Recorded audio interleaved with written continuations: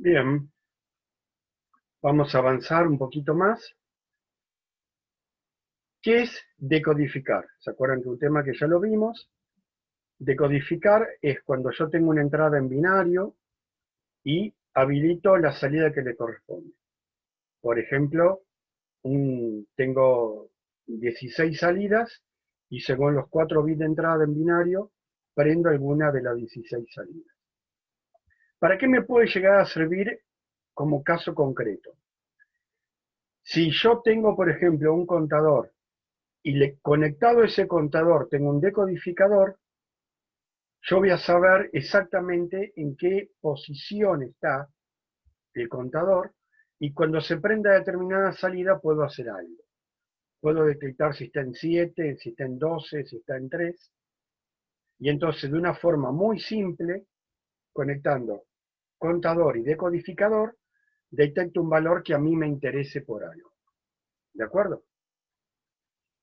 Acá, por ejemplo, simplemente con compuerta yo puedo detectar el 6, ¿está bien? O algún otro número, ¿está bien? Que yo quiera, pero necesito meterme adentro del circuito para cada uno de esos estados, ¿está bien? Ahí detecto, por ejemplo, el número 2, acá detecto un 7. Si yo tengo un contador, ¿está bien? Imagínense que es BCD, y decodificador de BCD a decimal, listo. Esto de alguna forma, si el contador está en 4, se me activa la salida 4. ¿Está? Bien. Ahora, ¿cuál es el tema acá? ¿Cuál es el tema acá? Todos estos generan glitch.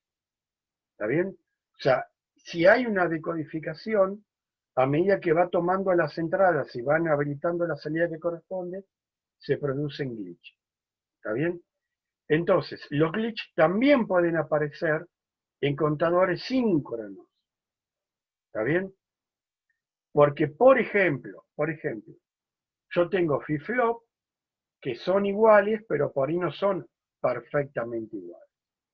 Por ahí uno tiene 9 nanosegundos de tiempo y otro tiene 10. Entonces, durante un nanosegundo voy a tener un glitch. ¿De acuerdo? Bien. Entonces, yo tengo un pulso de clock. Me genera las salidas Q. ¿Está bien? Fíjense que las salidas Q, ahí me genera un pequeño glitch. Ahí me puede llegar a generar 2 glitches distintos, 1, 3 glitches. ¿De acuerdo? Y ahí tengo las salidas del decodificador. ¿Tá? Me genera un glitch acá, otro más acá, otro más acá, 2 acá. O sea, claramente cada glitch de uno me puede generar glitch en el otro. Entonces, ¿cómo se puede evitar eso? Normalmente cuando hay un ciclo de clock, ¿está bien? Yo también habilito o deshabilito la entrada. Bien, piensen que está negado. ¿Está bien? Piensen que está negado. Entonces, yo tengo un clock flanco de subida. Está pasando de 0 a 1. El contador comienza y me muestra todas las salidas. Si yo le estoy mandando un 1, estoy desinhibiendo. No estoy habilitando las salidas. ¿De acuerdo? Recién, cuando ese pulso de clock baje a 0, en 0 se habilita y ahí me aparece la salida que corresponde. Entonces, de esta forma, utilizando el contador y utilizando la pata de inhibición o de inhibición o de habilitación del decodificador, yo hago que en el flanco de subida cuenta y cuando baja, ¿está bien? Cuando baja, cuando esté en 0, habilita la salida. Eso da un tiempo, el clock tarda un tiempo, entre el flanco de subida hasta que vuelve a bajar hay un tiempo. Ahí en el medio los glitches que se podrían ocurrir internamente no me van a aparecer en la salida. ¿De acuerdo?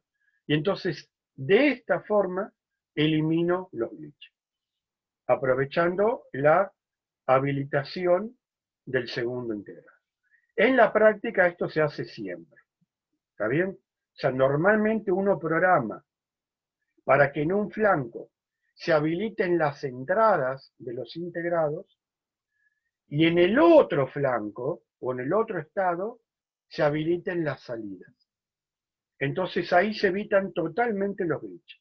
Se logra un buen tiempo de respuesta y se evitan los glitches. ¿Por qué? Con flanco de subida, con un estado en 1, hago una determinada cosa, flanco de bajada o estado en 0, hago otra cosa. Y entonces se evitan todos los glitches intermedios. ¿Está bien? Hecho de esta forma, fíjense que mientras esté acá en 0, la salida no puede variar, entonces los glitches no pueden aparecer si no está, habilitado. Bien, por último vamos a ver un reloj digital. Los relojes digitales son las cositas más usadas. A ver, piensen, volvemos a insistir con la famosa reloj pulsera. Es un reloj digital o relojes despertadores y cualquier tipo de reloj que veamos. Yo tengo que tener algún tipo de clock, ¿está bien?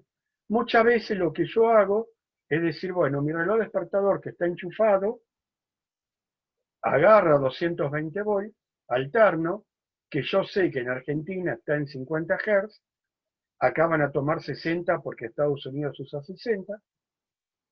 Teóricamente la empresa que nos provee servicio eléctrico, esa frecuencia la maneja muy, muy exacto. ¿De acuerdo? Teóricamente. Entonces, vamos a suponer que nos mande 60.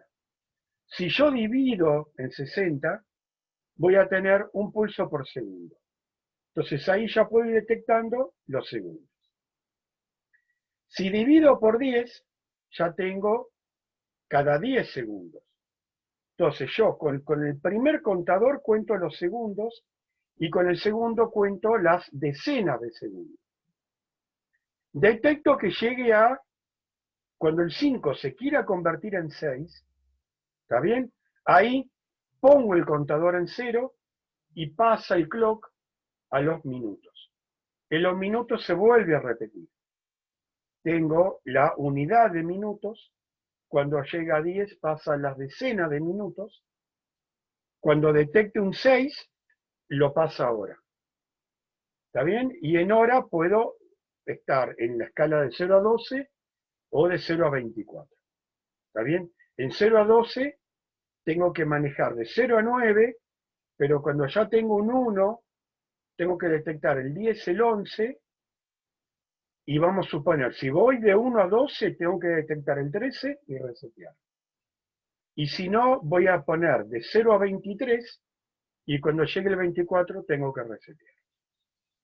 Todo eso se hace con contadores, ¿está bien? Que son todo el tema que acabamos de ver. Se lo voy a ir mostrando de a poquito y lo vamos a ir viendo. Yo tengo mi frecuencia que supongamos que son 60. ¿Está bien?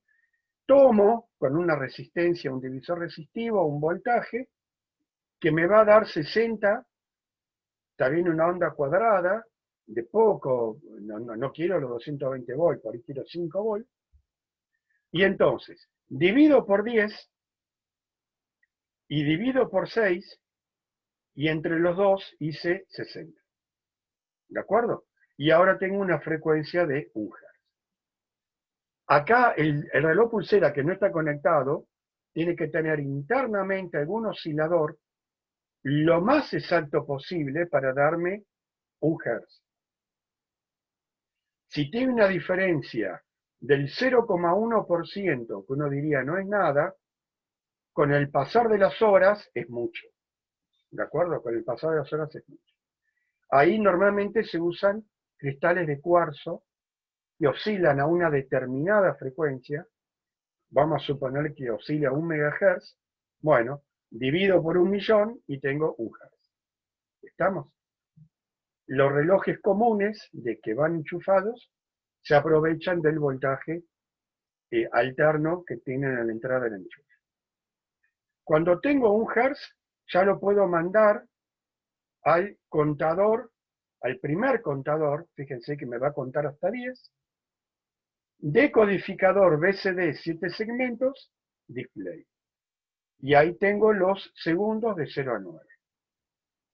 La salida de este me manda a la entrada del otro, ¿está bien? Y me cuenta 1, fíjense que estoy conectando la entrada, la inhibición y el clock, lo estoy compartiendo. En vez de hacerlo así, podría poner el carry out de este con el clock de este, pero imagínense que lo hacemos así. La salida está inhibida hasta que llegue a 9. Recién en 9, cuando cambia de 9 a 0, me cuenta el pulso. Entonces este va a contar 1 de cada 10. ¿De acuerdo? Decodificador BCD 7 segmentos, display de las decenas de segundos. Bien, la salida de este, que ya estoy en 60, 10,6 me da 60, pasa a los minutos donde repito el mismo esquema. Contador divisor por 10, contador divisor por 6, decodificador BCD de 7 segmentos, display de los minutos. La salida de esta que me dio 60, 60 de acá y 60 de acá son 3600, me va a dar el de las horas. Un contador de 10 me va a dar el primer dígito de 0 a 9 de las horas. Si yo cuento nada más que hasta 12, está bien, acá el único valor posible es que esté en blanco o que tenga un 1. Entonces, eso me sirve con un free-float. ¿De acuerdo? La salida va al decodificador con el bit de menor peso, lo demás está todo masa, y muestro un 0, muestro un 1. ¿De acuerdo? Bien, y así se hace un reloj digital. Esta es la explicación de este circuito, entra directamente para el examen final. ¿De acuerdo? O sea, uno de los temas del examen final es, les muestro el circuito y les pido que ustedes me lo expliquen. En base a qué funciona, qué quiere representar cada uno de estos rectángulos. Y por supuesto, fíjense que esto es acumulativo. Es la explicación de contador, es la explicación de decodificador, cómo funciona un display 7 segmentos, cómo es el divisor y todo eso. ¿De acuerdo? Bien. Con esto entonces acabamos este tema de contadores y ya lo que nos queda es el próximo tema.